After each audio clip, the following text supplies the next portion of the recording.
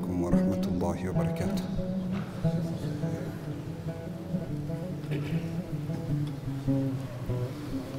إن الحمد لله نحمده ونستعينه ونستغفره ونستهديه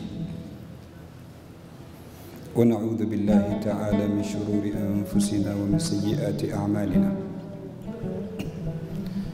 إنه من يهد الله فلا مضل له ومن يضلل فلا هادي له. لا يسأل عما يفعل وهم يسألون وربك يخلق ما يشاء ويختار ما كان لهم الخيرة سبحان الله وتعالى عما يشركون. يدبر الأمر يفصل الآيات لعلهم بلقاء ربهم يوقنون. وأشهد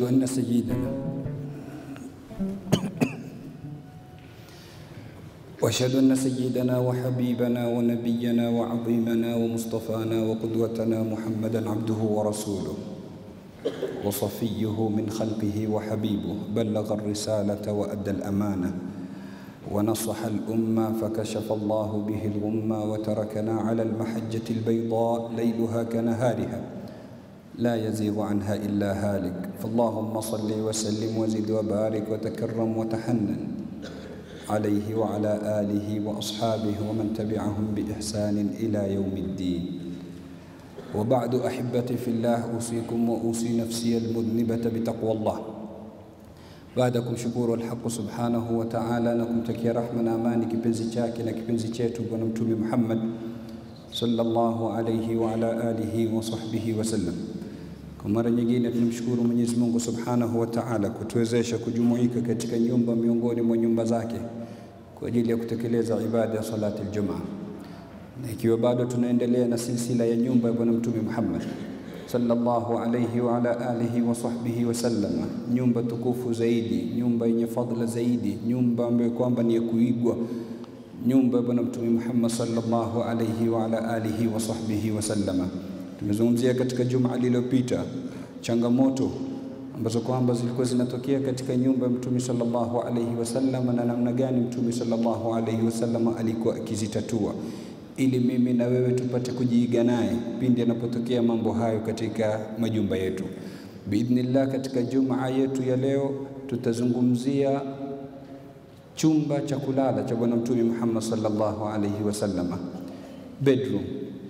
Taban, kama tulivyoashiria katika Jumaa lililopita kuwa room ya Mtume ilikuwa ni room moja na ina corridor basi, lakini tutatumia lugha hii ya kisasa iliyozoeleka kwa kupitia majumba yetu kwa ajili ya kufikisha risala.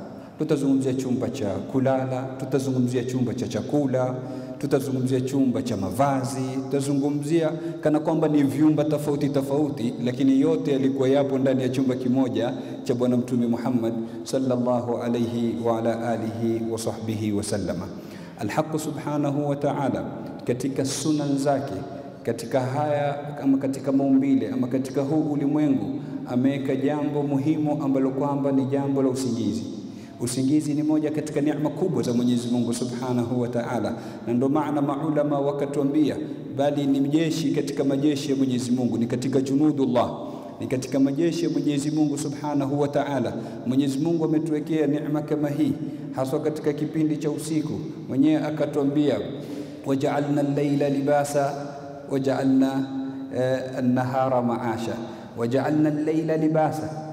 Tumejalia usiku ukawa ni vazi, tumejalia usiku ukawa ni vazi, yani ukawa ule usingizi utakuvaa ukapata kukutuliza, ukapata kukuhami kutokamana na mambo mbalimbali.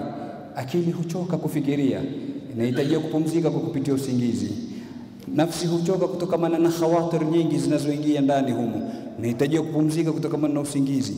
Moyo huchoka kwa kubeba hamu, unahitaji kupumzika kwa kupitia usingizi. Na mwili mzima huchoka kutokamana na taabu na machovu, unahitaji kupumzika kwa kupitia usingizi. Na ndio maana wasomi wakatuambia idtirab, kuchanganyika katika usingizi, yani mtu anapokuwa usingizi wake si mzuri ama ni wenye kuchanganyika, basi unampelekea katika madhara katika mwili wake, bali inaweza kumpelekea katika iktiab mara 10 ya kawaida.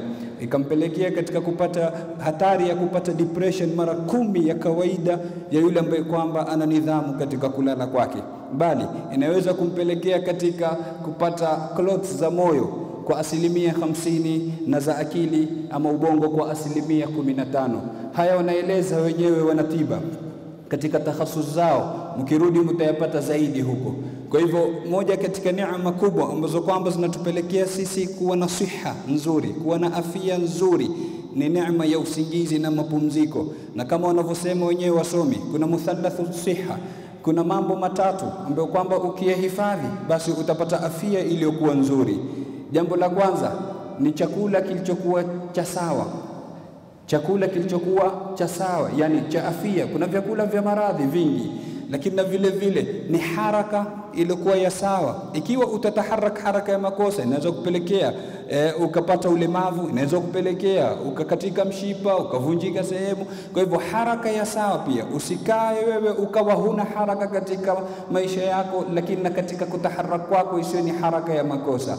Ya tatu wanayosema ni arraha as-sahiha, kupumzika kwa namna iliyokuwa nzuri. Ikiwa kupumzika kwako kutakuwa ni kwa namna mbaya, itakupelekea katika madhara. Ukikosa kabisa kupumzika, vile vile kutakupelekea katika madhara. Na ndo maana jambo kubwa ambalo kwamba lajulikana katika ulimwengu leo, Guinness Book of Records, ukiangalia katika mambo ambayo kwamba watu wanapewa zawadi kwa kupitia mambo kama hayo, utaona kuna jambo limekatazwa, nalo ni jambo la kukaa kwa muda mrefu bila ya kulala. Halisabiki. Hawezi kuja mtu akasema mimi nina wiki 2 sijafunga macho, sijalala, kwa hivyo awe ameweka record atapewa zawadi. Hawalitambui hilo, kwa sababu linapelekea katika maradhi mabaya kwa mwanadamu, sawa kiupande wa mwili ama kiupande wa akili ama kiupande wa nafsi. Kwa hivyo Mwenyezi Mungu Subhanahu wa Ta'ala akatukirimu na neema kubwa kama hiyo, neema ya usingizi, neema ya mapumziko. Mwanadamu atakana ajipange katika kulala kwake, asiwe ni mwenye kuvukisha mipaka katika kulala, wala asiwe anajibana sana, muda wake wa kulala ni mdogo, itampelekea katika madhara. Mtume sallallahu alayhi wa ala alihi wa sahbihi wasallam katika chumba chake cha kulala alikuwa na adhkar, alikuwa na a'mal, alikuwa na adab.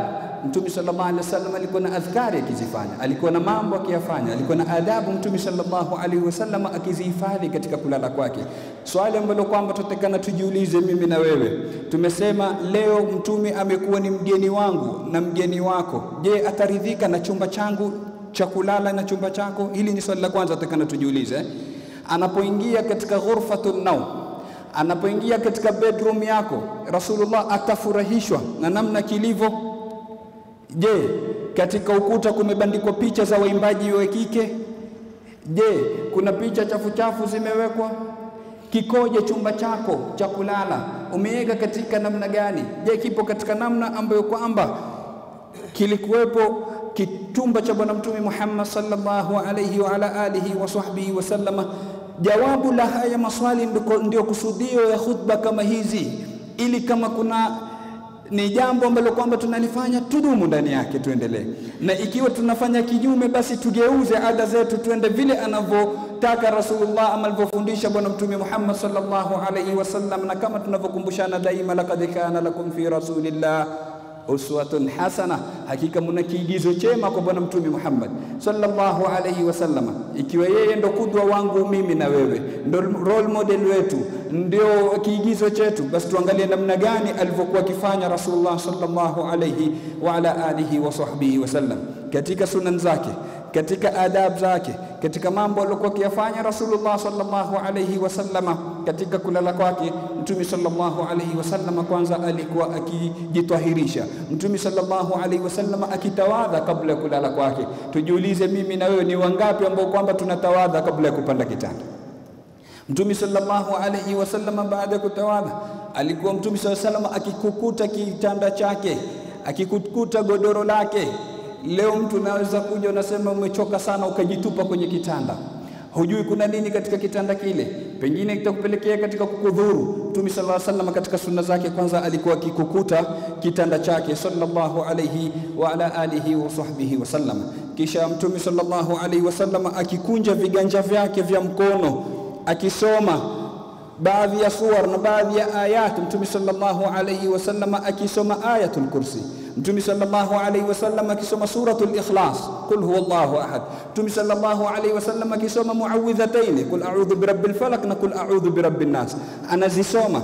Kisha ile pumzi ama yale mate ambayo kwamba yamepata sharaf ya kuchanganyika na maneno ya Mwenyezi Mungu Subhanahu wa Ta'ala na nuru ya maneno ya Allah Subhanahu wa Ta'ala, anapuliza Mtume, anapuliza katika viganja vyake, kisha anajifuta uso wake, anajifuta kichwa chake na anajifuta viungo vya dhahiri katika mwili wake. Kabla ya kulala anajiweka katika hisna, katika kinga ya Mwenyezi Mungu Subhanahu wa Ta'ala. Leo mimi nawe tunashtaki, kila mmoja analia, anasema ndoto mbaya zimekuwa ni nyingi, ndoto za kushtua zimekuwa ni nyingi. Je, unahifadhi sunna kama hii ya Mtume sallallahu alayhi wasallama, ukajifanyia tahassun, ukajikinga kwa kupitia maneno ya Mwenyezi Mungu kama alivyokuwa akifanya Rasulullah sallallahu alayhi wasallam kabla kulala? Ikiwa hatufanyi, basi tutaota tu tunashikwa koo na paka, tunazama katika bahari, tunaingia katika visima. Kila sampuli ya ndoto mbaya tutaziona katika ndoto zetu na katika kulala kwetu. Kwa hivyo Mtume sallallahu alaihi wasallama akisoma, kisha akipuliza, kisha akijifuta katika mwili wake Rasulullah sallallahu alaihi wa ala alihi wa sahbihi wasallama, kisha akilala Mtume sallallahu alaihi wasallama kwa ubavu wake wa kulia. Mtume sallallahu alaihi wasallama alikuwa halali kwa mgongo wala halali kitumbo tumbo. Mtume sallallahu alaihi wasallam siku moja ameingia katika msikiti, anamwona moja katika maswahaba zake amelala kwa tumbo, na hili ni moja katika mambo yaliyoenea na tunayoona kila siku 2-3 mpaka ndani ya misikiti, mtu unamwona amelala kwa tumbo lake. Makosa, haifai. Mtume sallallahu alaihi wasallam alimwambia sahaba wake yule, hadhihi dhij'atun la yuhibbuha Allah, huko kulala ama namna hii ya kulala Mwenyezi Mungu Subhanahu wa Ta'ala haipendi. Na baada ya hapo maulama katika kufuatilia hikma wakaona ina hikma nyingi, sawa kiupande wa tiba, sawa kiupande wa akhlaki.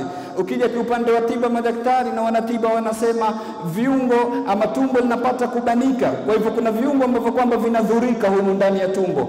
Lakini vile vile kiupande wa akhlaki ni kwa unapolala kitumbo tumbo, basi tupu yako inakuwa ni yenye kugusagusa chini, kwa hivyo ina hatari ya kukupelekea kufikia kwenye kujichua kwa mkono wako, kwa sababu inaamsha zile shahwa zako na mengine mingi ambayo kwamba wanayataja. Kwa hivyo Rasulullah alikuwa akilala kwa ubavu wa kulia. Kwa nini asilale kwa ushoto, kwa ubavu wa kushoto? Pia ni faida nyingi za kitiba wanazitaja maulama.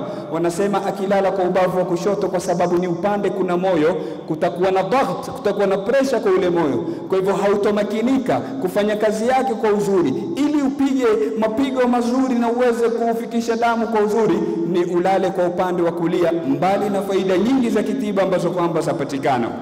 Kwa hivyo Rasulullah sallallahu alaihi wasallama alikuwa akilala kwa ubavu wake wa kulia, na imekuja katika riwaya alikuwa akiweka mkono wake wa kulia chini ya shavu lake Mtume sallallahu alayhi wa ala alihi wa sahbihi wasallam, kisha akimuomba Mwenyezi Mungu Subhanahu wa Ta'ala.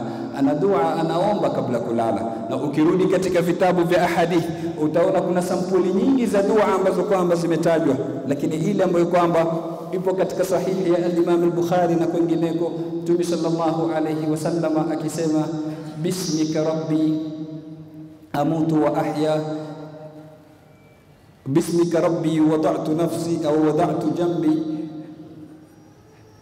asema bismika rabbi wada'tu jambi wa bika arfa'uhu fa in amsakta nafsi farhamha wa in arsaltaha fahfadhha bima tahfadhu bihi ibadaka as-salihin.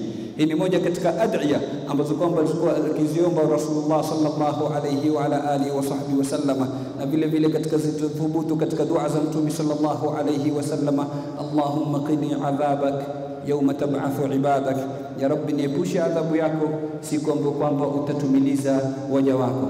Na Mtume sallallahu alayhi wasallama anataja kufa na kufufuka katika ad'iya kama hizi, kutaka kutuonesha kuwa kulala ni almautul asghar kama wanavyoita maulama, ni mauti madogo. Ndio maana takikana mu'min apate somo kubwa pindi anapolala, ajue kuna siku atakuja kulala na asiamke kabisa. Pindi atakapoamka aseme alhamdulillahi alladhi ahyani ba'da ma amatani wa ilayhi an-nushur, ajue kuna siku atalala hatoamka, atakwenda moja kwa moja. Kwa hivyo Mtume sallallahu alaihi wasallam alikuwa na adabu kama hizi katika kulala kwake sallallahu alaihi wa ala alihi wa sahbihi wasallam, na usingizi wake haukuwa ni wa kupitiliza, haukuwa ni mwingi sana, lakini vile vile haukuwa ni mchache sana wa kufikisha katika kudhuru. Na alikuwa na sunna Mtume sallallahu alaihi wasallam ya kulala mchana ile inayojulikana kama qailula, kulala japo wakati mdogo katika wakati wa mchana, ilikuwa ni katika ada yake na sunna yake bwana Mtume Muhammad sallallahu alayhi wa ala alihi wa sahbihi wasallam. Kauli zenye nguvu ilikuwa ni kabla ya wakati wa dhuhuri, ndio alikuwa kilala bwana Mtume Muhammad sallallahu alayhi wa ala alihi wa sahbihi wasallam. Lakini vile vile katika chumba chake cha kulala Mtume sallallahu alayhi wasallam alikuwa ana nafasi na ahli zake, alikuwa akijifaraghisha kwa ajili ya ahli zake. Mtume imekuja katika sira kuwa baada ya ishai hakai muda mwingi nje, hurudi nyumbani. Rasulullah sallallahu alaihi wasallam akakaa na ahli zake, akazungumza nao, wakabadilishana mawazo na fikra, wakapeana maneno mazuri. Hivi ndivyo alivyokuwa Rasulullah sallallahu alaihi wasallam. Sasa tujiulize mimi na wewe, lau leo utakutana na Mtume sallallahu alaihi wasallam akuulize, jana saa 6 za usiku ulikuwa wapi? Uko tayari kumwambia ulikuwa katika chumba chako cha kulala pamoja na ahli yako, ama utamwambia ulikuwa kule kwenye kibanda unaangalia mechi ya Manchester na Arsenal? Utamjibu jibu gani? Kwa sababu huwezi kumdanganya, utaona haya. Sasa je, hatusemi kuangalia mpira ni haramu jamani? Lakini tunazungumzia swala za kukaa mpaka usiku mkubwa nje. Wangapi leo utaona mtu ni ada yake kurudi nyumbani saa 7 za usiku, saa 8, mwingine anaingia alfajiri, hana muda kabisa. Kudwa wako Rasulullah sallallahu alaihi wasallam alikuwa akifaraghisha muda akikaa na ahli zake. Imekuja katika sira Sayyidatuna Safiya, mama wa waumini, mke wa Mtume sallallahu alaihi wasallama, anaeleza asema siku walipoana na Mtume ama alipolewa na Mtume sallallahu alaihi wasallama hawakulala mpaka alfajiri. Asema tulikaa tunazungumza mpaka alfajiri. Leo kwa nini mimi na wewe tunashindwa kukaa dakika 5 kuzungumza na ahli zetu? Mtu unachoka haraka, anasema bana, huyu amekaa kama redio, hanyamazi, utadhani amemeza kaseti, anasema sana. Rasulullah sallallahu alaihi wasallam alikuwa akisema nao, bali akisema sana. Jiulize, kuanzia baada ya ishai mpaka alfajiri, maneno mangapi haya yalikuwa yakizungumzwa? Lakini amelifanya Rasulullah sallallahu alaihi wasallam. Na vile mimi na wewe vile vile tutatakikana tujiingie na Mtume katika hili, tuwe na wakati wa ahli zetu, tukae nao, tuzungumze nao, tushauriane nao, tubadilishane nao mawazo. Hivi ndio alivyokuwa Rasulullah sallallahu alaihi wasallam katika chumba chake cha kulala sallallahu alaihi wa ala alihi wa sahbihi wasallam. Lakini vile vile Mtume sallallahu alaihi wasallam alikuwa akiwapa maneno matamu, alikuwa akiwapa maneno mazuri. Leo hili limekosekana katika jamii zetu. Mtu anaona akitoa maneno mazuri ataambiwa mwanamume bwege, ataambiwa amekaliwa kichwani, ataambiwa amewekwa mkononi, hana sei. Haya ndo maneno ambayo kwamba yanazunguka katika baadhi ya jamii zetu, lakini sio hivyo. Tumeeleza katika juma lililopita changamoto zinazopatikana katika majumba ya ndoa. Moja katika dawa kubwa za kutatua changamoto hizo ni kujua maumbile ya mwanamume na maumbile ya mwanamke. Nimesema baadhi ya wasomi wanasema wanaume wanatoka Mars na wanawake wanatoka Venus, yani maumbile yao ni tofauti kila mmoja. Sasa ukishajua, kila mmoja akishajua maumbile ya mwenzake, itasaidia sana katika kupunguza changamoto na khilafati na mashakil katika nyumba za ndoa. Wanasema mwanamke anapenda kwa kusikia na mwanamume anapenda kwa kuona. Mwanamke anapenda kwa kusikia, yani anahitajia umpe maneno mazuri, maneno matamu. Na hivi ndivyo alivyokuwa Rasulullah sallallahu alaihi wasallam. Katika khutba kadhaa zilizopita tulitaja hadithi ya Ummu Zara, namna alivyomsifu bwanake kwa kumfanyia mazuri kila sampuli. Mwisho Mtume alimwambia nini Sayyida Aisha? Alimwambia kuntu laki ka abi Zara li Ummi Zara, mimi na mimi nimekuwa kwako kama alivyokuwa Abu Zara kwa Ummu Zara.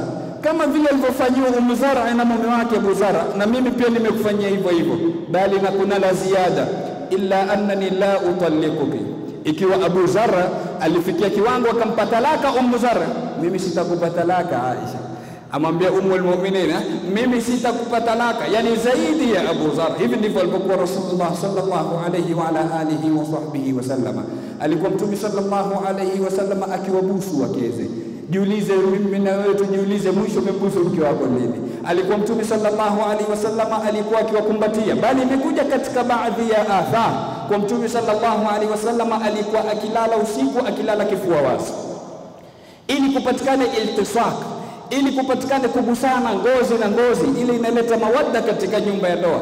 Taban hii hukumu yake tofauti, sio siku za baridi inaweza kukuletea madhara, lakini ikiwa ikiwa weather inaruhusu fanya. Alikuwa kilifanya hilo Rasulullah sallallahu alayhi wa ala alihi wa sahbihi wasallama.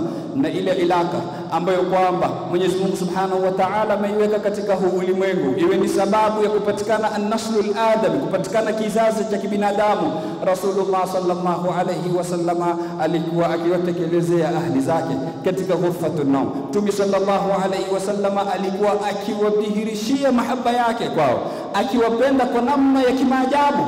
Leo ukiwa utazungumzia habari za mahaba, utasikia kisa cha Majnunu Laila, utaambiwa habari za Kaisi na Laila, utaambiwa habari za Antar na vile vile Abla, utaambiwa habari za Romeo na Juliet, utaambiwa habari hizi ambazo kwamba zimeenea katika ulimwengu, wanajulikana kama wanaopendana.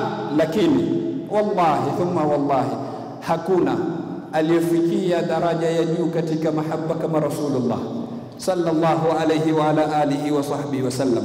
Namna alivyokuwa anawapenda wakeze haijatokea hapo katika ulimwengu huu. Risala, utume umeanza katika kifua cha mke na umeishia katika mapaja ya mke. Rasulullah akiwa katika Ghar Hira anateremshiwa wahi, hali ngumu nzito inampata. Mtume sallallahu alayhi wasallama hakukimbilia kwa marafiki zake wala hakwenda maskani. Alichokifanya, alikimbilia kwa mkewe Sayyidatuna Khadija al-Kubra radhiyallahu anha wa ardaha. Anakwenda anapigwa makamama, anahagiwa Mtume sallallahu alayhi wasallama, kisha anapewa maneno ya kutuliza, amwambia la yukhzika Allahu abada innaka latasilu rahima wa taqri dhaifa, mpaka mwisho wa hadithi. Mwenyezi Mungu Subhanahu wa Ta'ala hawezi kukuacha, hawezi kukutupa. Mwenyezi Mungu Subhanahu wa Ta'ala, wewe una tabia nzuri nyingi ambazo kwamba unazifanya. Kwa hivyo risala ilianza katika kifua cha mke, lakini vile vile utumi uliishia katika mapaja ya mke. Sayyiduna Rasulullah sallallahu alaihi wasallam alifariki katika hijri ya Sayyidatuna Aisha radhiyallahu anha wa ardaha, na bali alikuwa akimwambia nakhafifishiwa uchungu wa sakaratil maut kwa kuwa katika hijri yako ewe Aisha. Mahaba kiasi gani leo mpaka mtu hizi sakaratil maut, uchungu namna ulivyokuwa mkubwa unakhafifishwa kwa sababu ya nini? Kwa karibu na yule unayempenda. Bali alipoulizwa na Sayyiduna Amr ibn al-As radhiyallahu anhu, alipomwambia man ahabbu an-nasi ilaik, nani unayempenda zaidi ya Rasulullah? Sayyidina Amr anamuuliza Mtume sallallahu alayhi wasallam. Mtume hakuona haya kujibu, alimwambia Aisha, mke wangu Aisha ndio ninayempenda zaidi katika watu, minar rijali, na katika wanaume amwambia abuha, babake as-Siddiq radhiyallahu anhu wa ardah. Kwa hivyo wala hakuona haya Rasulullah sallallahu alayhi wasallam kutangaza mahaba yake mbele ya masahaba zake. Leo kwa mfano nilifanya mimi niseme nawapenda ahli zangu, mtaona vipi? Tuonekana wandazima mbona shekhe huyu mbona tofauti ya waje tangaze mahaba yake kwa ahli yake. Alilifanya hilo Rasulullah sallallahu alayhi wa ala alihi wa sahbihi wasallam mbele ya masahaba zake, bali ilifika kiwango mpaka akisema inni ruziqtu hubbaha, mimi nimeruzukiwa mapenzi yake.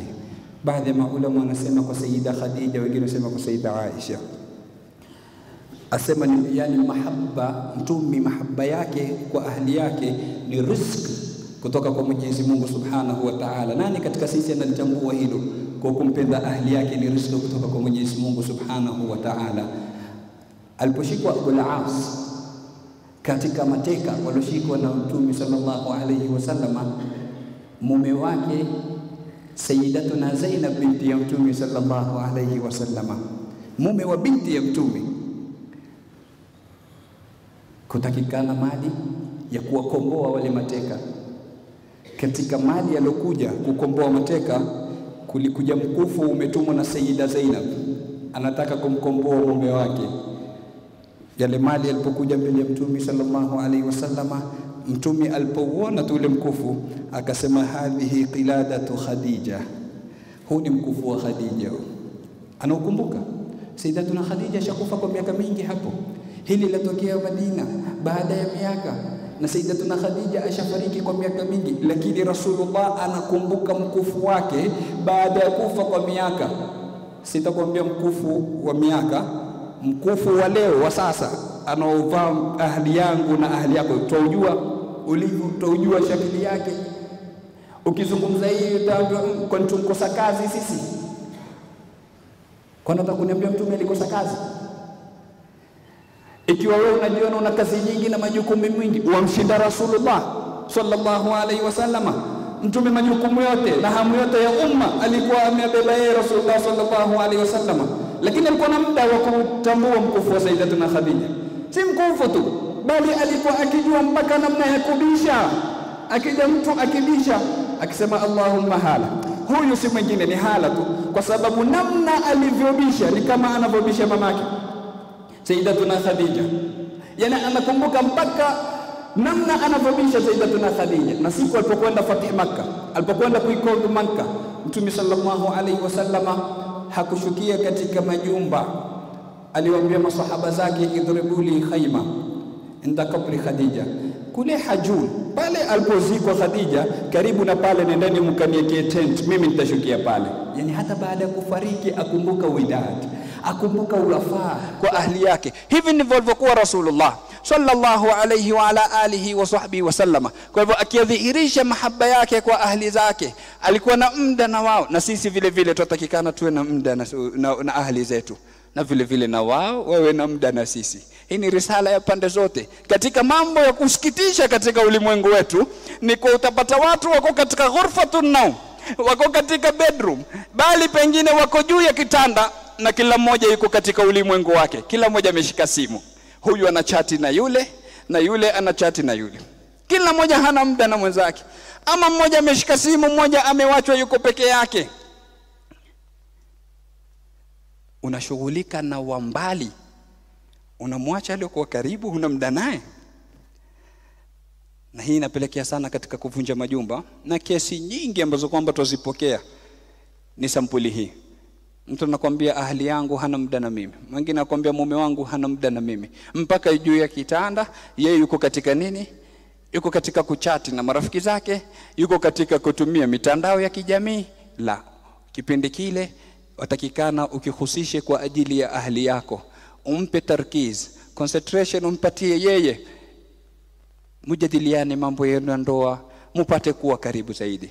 Kwa hivyo ghurfatu naumil habib sallallahu alayhi wasallama, chumba cha kulala cha bwana Mtume Muhammad sallallahu alayhi wasallama, kilikuwa na masomo mengi ndani yake, kilikuwa na mafundisho mengi ndani yake. Na juu ya yote hayo Rasulullah sallallahu alayhi wasallam alikuwa akisaidia ahli zake. Umeambiwa alikuwa akikukuta kitanda mwenyewe akilifanya hilo. Sasa tujiulize, mimi na wewe tulifanya ama mpaka tukukutiwe? Na pengine mtu anaweza kuwa mkali ukasema, mbona uje kikukuta kitanda leo? Je, uko tayari kwenda kuchukua shuka ujitandikie kitanda chako? Unaweza kusema kazi ya kike, si kazi yetu sisi wanaume, kazi ya wanawake. Nani aliyosema hivyo? Rasulullah alikuwa fi khidmati ahlihi. Najua haya maneno hayawafurahishi wengi katika wanaume, lakini ndio haki, ndivyo alivyothubutu katika sira ya Mtume sallallahu alaihi wasallama. Mtume sallallahu alaihi wasallama kana fi khidmati ahlihi, wanaeleza mama za waumini, alikuwa akiwasaidia ahli zake. Mtume sallallahu alaihi wasallama akishughulikia kiatu chake. Mtume sallallahu alaihi wasallama kana yaqumu albayt, imekuja katika shamail, alikuwa akifagia nyumba yake. Mwisho lini ushika mfagio ukafagia nyumba? Jiulize. Na ukisema hayo utaambiwa bwana hizi ni kazi za kike, kama tulivyotangulia kusema. Sasa tutamtuhumu Mtume sallallahu alaihi wasallam kwa uke, astaghfirullah alazim, utakwenda pabaya. Ukisema hivi utaambiwa bwana sisi tuna mashughuli, twenda mbio kutoka asubuhi mpaka jioni. Mtume alikuwa hana mashughuli. Mtume amebeba hamu ya umma na alikuwa na muda. Lini mwisho umemaliza kula ukainuka wenda kuosha mkono, ukainuka na sahani yako ukaiweka kwenye jiko makaro? Lini umelifanya hilo? Si kazi yako ni kazi ya mke? La. Mtume sallallahu alaihi wasallam kana fi khidmati ahlihi, alikuwa akiwasaidia ahli zake. Ikiwa yeye ndio kiigizo chetu, basi tumuige katika haya alikuwa akiyafanya. Mwenyezi Mungu Subhanahu wa Ta'ala alikuwa anaweza kututumia mtume ambaye kwamba ni katika shakili ya kimalaika, anaweza kututumia mtume katika umbile tofauti, akawa ni kiumbe tofauti, si kama sisi binadamu, lakini ametutumia mwanadamu, ametutumia bashar, ili mimi na wewe tupate kujiiga na yeye.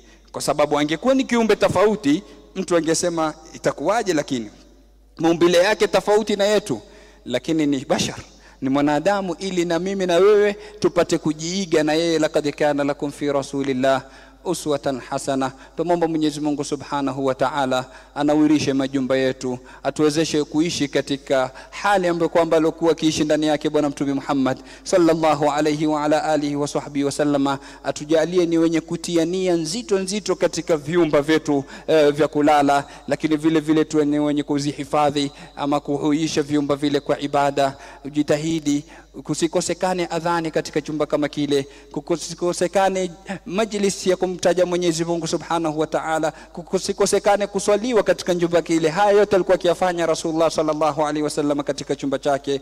Innahu waliyu dhalika wal qadiru alayhi, wa sallallahu wa sallama ala sayidina Muhammadin wa ala alihi wa sahbihi wa man tabi'ahum bi ihsanin ila yawmiddin. Walhamdulillahi rabbil alamin.